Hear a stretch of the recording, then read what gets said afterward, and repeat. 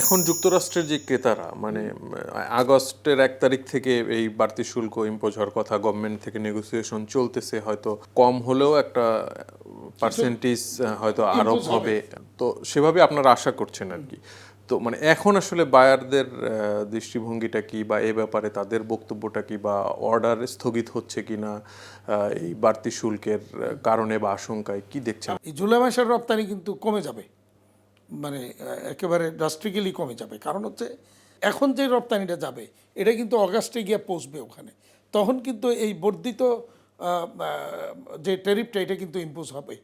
তো যার ফলে বায়াররা এখন তাদের যার যার যা অর্ডার আমাদের কাছে আছে এগুলি কি রপ্তানি স্থগিত করে দিছে, যা এই মুহূর্তে এটা পাঠাতে নিষেধ করছে।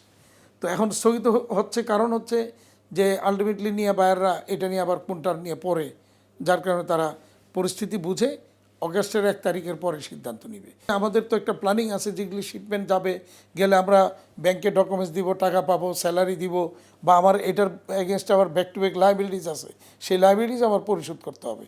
তো যখন আমার এটা স্থগিত হয়ে যাবে একটা আনসার্টেন পিরিয়ডের জন্য আমি যেটা আশঙ্কা করছি আমরা, কারণ অগাস্টের 1 তারিখের থেকে যদি এই বর্ধিত কোনো একটা ট্যারিফ ইম্পোজ হয়, সেটা বায়ার আমাদের সাথে নেগোসিয়েশন না করে এই মালটা নিবে না। এদিকে আমার ব্যাক টু ব্যাক লাইবিলিটিস পরিশোধ করতে হবে, এইটা নিয়েও একটা সমস্যা তৈরি হতে পারে বলে আমরা মনে করছি।